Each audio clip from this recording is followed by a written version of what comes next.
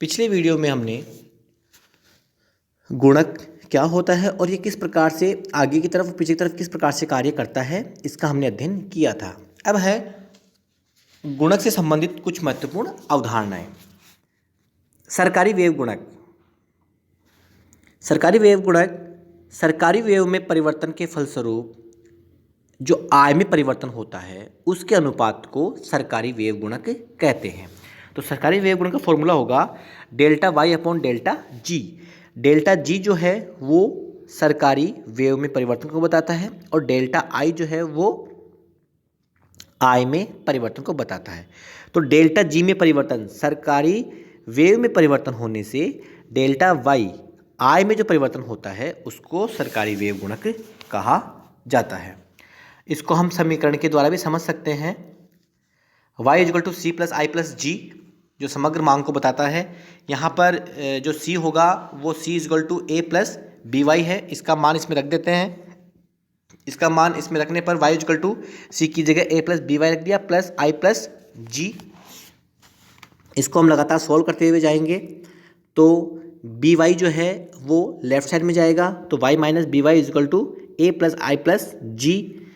y common आ गया minus B plus A plus I plus G और 1 minus B को इसको डिवाइड कर देंगे और अगर हम इसका डिफ्रेंशिएशन भी लेते हैं तो D by upon D G 1 upon 1 minus B.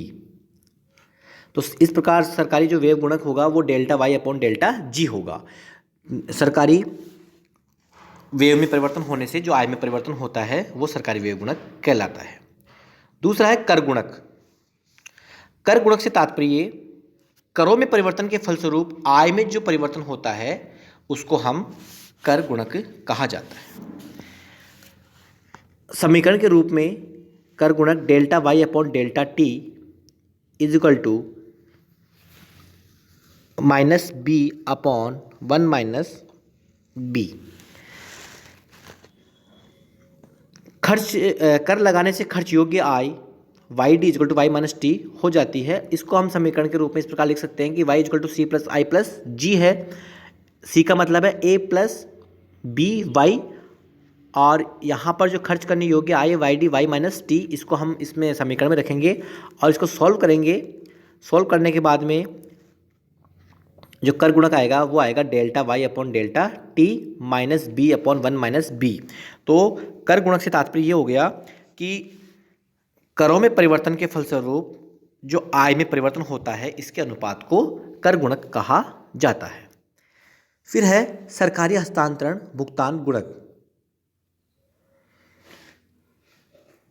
सरकार हस्तांतरण भुगतान जैसे अनुदान, छात्रवृत्ति, बेरोजगारी भत्ता, पेंशन इन सब के रूप में सरकार वेव करती है। सरकार को इसकी वित्त व्यवस्था करों के द्वारा करनी पड़ती है। जब सरकार कर लगाती है तो इससे खर्च योग्य आय घटती है जबकि हस्तांतरण भुगतान से खर्च योग्य आय बढ़ती है। तो समीकरण के रूप में इसको प्रकार हम खर्च करने जो योग्य आय उसको इस प्रकार लिख सकते हैं कि Y D equal to Y minus T plus R. इसको हम समीकरण में रखेंगे और समीकरण में रखने के बाद इसको सॉल्व करेंगे तो जो लास्ट में निकल के आएगा वो आएगा सरकारी हस्तांतरण भुगतान गुणक जो है delta Y upon delta R equal to B upon 1 minus B. B का मतलब है यहाँ पर एमपीसी उपभोग की सीमांत प्रवृत्ति।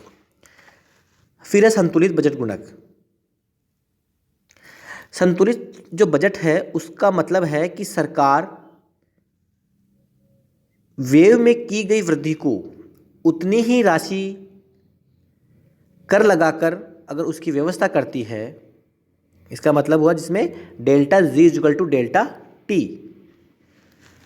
डेल्टा जी का मतलब है सरकारी व्यय में परिवर्तन, डेल्टा टी है करों में परिवर्तन। तो सरकारी जो व्यय गुणक है जो कि हमने पहले पढ़ा था वो था 1 अपॉन 1 माइनस बी, जबकि कर गुणक minus B upon 1 minus B होता है। और अगर हम इसको सॉल्व करते हैं तो संतुलित बजट गुणक जो है वो सरकारी व्यय गुणक और कर गुणक दोनों का जोड़ होगा और इसको सॉल्व करने पर जो जोड़ वो आएगा 1। तो इस प्रकार से जो संतुलित बजट गुणक है वो हमेशा 1 के बराबर होता है। अब है अभिगुणक की अवधारणा, सुपर मल्टीप्लायर। अब तक जो गुणक की व्याख्या की थी वो निवेश को पूर्णतः स्वायत्त ऑटोनोमस मानकर की गई थी और यह भी मान्यता थी कि आय में वृद्धि होने पर निवेश व्यय में कोई प्रेरित वृद्धि नहीं होती है, अर्थात निवेश की आय लॉज को शून्य माना गया था। लेकिन सुपर मल्टीप्लायर में जब निवेश का स्तर राष्ट्रीय आय से भी प्रभावित हो, ऐसी स्थिति में स्वायत्त निवेश में इकाई वृद्धि होने के परिणाम स्वरूप राष्ट्रीय आय में होने वाली वृद्धि को सुपर मल्टीप्लायर कहा जाता है। इसको आय में परिवर्तन, स्वायत्त निवेश में वृद्धि, इसमें वृद्धि होने पर आय में वृद्धि, आय में वृद्धि होने से उपभोग में वृद्धि और उपभोग में वृद्धि होने से प्रेरित निवेश में वृद्धि और प्रेरित निवेश में वृद्धि होने से आय में वृद्धि। तो सुपर मल्टीप्लायर के अंतर्गत हमने प्रेरित निवेश को इसमें इंक्लूड किया है, जबकि जो पहले की जो हमने जितने भी अवधारणाएं पढ़ी है गुणक की, उसमें निवेश का जो तात्पर्य था वो स्वायत्त निवेश ऑटोनॉमस इन्वेस्टमेंट से था। अब हम इसको y = c+i इस समीकरण के माध्यम से समझ सकते हैं। y = c+i, c = a + by होता है और i जो है वो ia + ey, ia का मतलब है स्वायत्त निवेश और ei का मतलब है प्रेरित निवेश।